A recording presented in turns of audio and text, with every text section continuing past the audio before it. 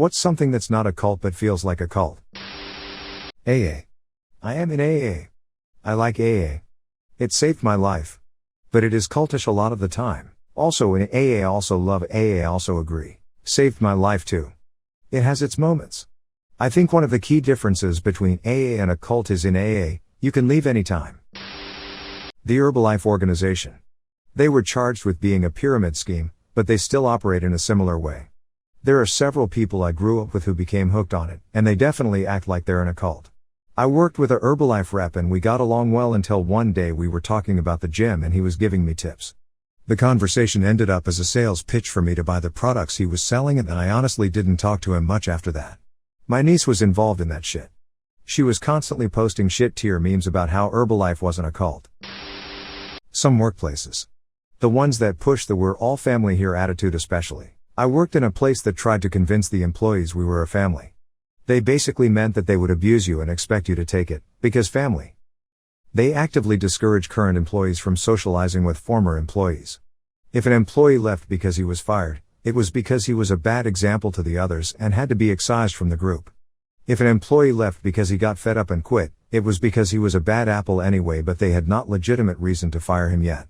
Either way, that former employee is no longer one of us and should be avoided at all costs.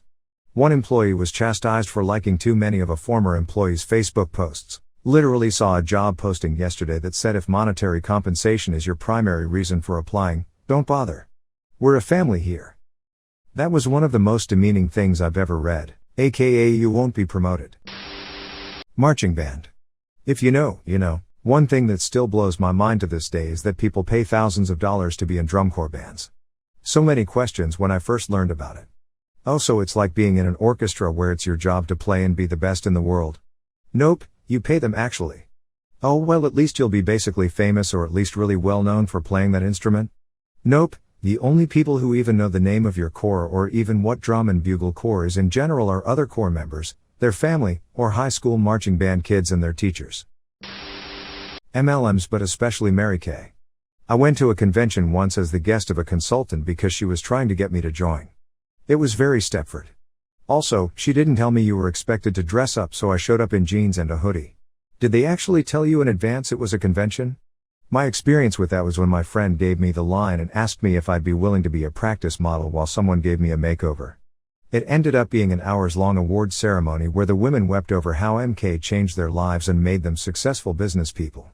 They thought my eyes watering from all the yawning was tears of joy and tried to recruit me.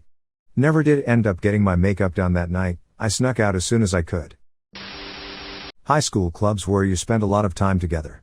Marching band and theater are the ones that come to mind for me. This is extremely true of theater, even into the professional ranks. Too many gurus, too little pay, too many abuses. Working for a non-profit. They tend to refer to employees as a family working for a cause, which wouldn't be culty on its own, but they definitely use it to manipulate employees to work themselves half to death and set a culture where boundaries are thought of as not being invested in the mission. They also use your passion for the mission to justify working you harder / paying you less. Don't get me wrong, I absolutely love my job and what I get to do. But I'm old enough to see what's been done to me over the years. The rotating door of young employees who are worked to burn out and replace, though, I feel bad for. It's a hard lesson to learn. Got told we weren't paid a lot because we were doing something we were passionate about. I was one of those that had no boundaries and burned out. Getting my master's to become an NP manager and help stop the burnout culture madness. The Holy Church of CrossFit. I'm a member of the not quite as well-known Church of Orange Theory. If you ask us about proper rowing technique, we'll all start chanting at you. Legs, core, arms, core, legs. Rowing is 60% leg drive. Power, patience. When I first joined 2.5 years ago, I came home with my little folder of information and coupons to local businesses, a tote bag, a car magnet, and the heart rate monitor, and said to my husband, I think I just joined a cult. Some families. If you're inside the family, you are accepted no matter what and you don't question anything. If you're outside the family, you are treated politely but don't really matter much unless you act as part of the family. If you were part of the family, but betray them, you are excommunicated and they spread lies about you. Whenever my wife and I see signs in people's houses that say something like, this is a happy family, or this family lives, laughs, and loves, we like to call it household propaganda. We tend to picture those families the way you describe here. Some fandoms. Especially K-pop fandoms. My Little Pony, too. I watched that show for a couple seasons back in the day, after wondering why several of my friends were hyping it up, including one that really surprised me by liking the show. Friendship is Magic. Pretty good show, quite funny. Took a peek or 2 or 3 into the fandom, though, and Jesus Christ. It was very well, no wonder people who watch the show have a bad reputation, goddamn. The Order of the Arrow in the Boy Scouts. Technically an approved organization, but it's cultish as hell. It's funny, because they make you do this big induction campout, and the day after I got back from mine, my English teacher gave a lecture on how to identify a cult, and it hit a lot of red flags. Mega churches. The ones that air on TV with a crowd that rivals sports teams, owns sports arenas and has its pastors fly in private jets. There, I said it. The televangelists. Curly girl method groups. Flat iron, jail. Hair dye, jail. Sulfates, you right to jail. Silicones, right to jail, right away. No deep conditioning, believe it or not, jail. We have the best hair in the world because of jail. Forced school songs that talk about being a part of the school forever. School spirit. I can understand it for university, but not for high school or below, which I didn't have a choice in attending. I went there because it was the school I ended up being sent to, ergo I should be proud of it? I don't get it. I just went through at least 24 top replies and shocked Burning Man isn't listed. Y'all, burners are fucking weird. Source? I was 1/M1 who has critical thoughts about how things work yet have found ideas are only cool if you're popular. This is fascinating. I've wanted to go for a long time for the music and art, but could not stand the vibe people got about it who went. I remember friends going and suddenly totally changing their friend groups. And a friend saying he's cool, he's a burner. It's really sad to me though.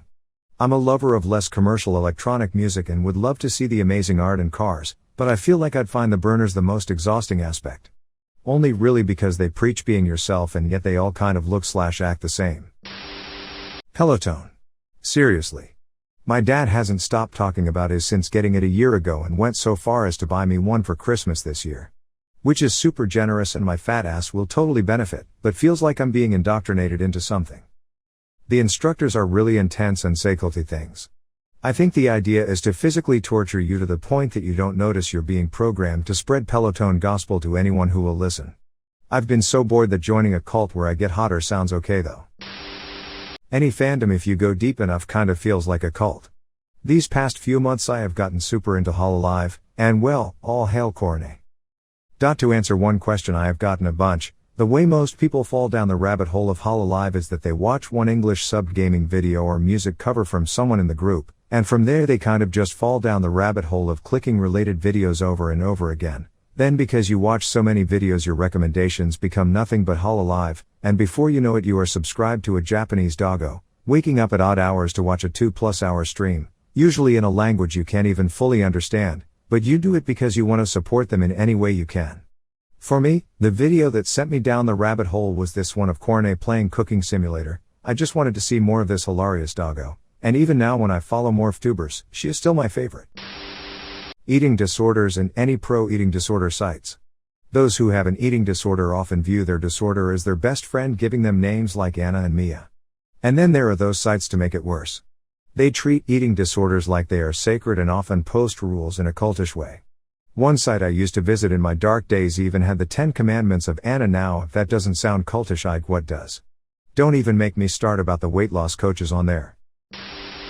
I have lived in Pennsylvania my entire life, and it would be hard to convince me that Penn State is not a cult. If you listen to people who have graduated Penn State you'd know. No other college is as good as Penn State. No other college has sports like Penn State. No other colleges teach subjects like Penn State. No other college has a building like Penn State. No other college allows their students to use the library like Penn State. No other college lets their students use the bathrooms like Penn State. No other college has a roof that stops rain like Penn State. No other college allows students to walk down the sidewalk like Penn State. If any other college has anything, you bet your ass Penn State has it at least twice as good.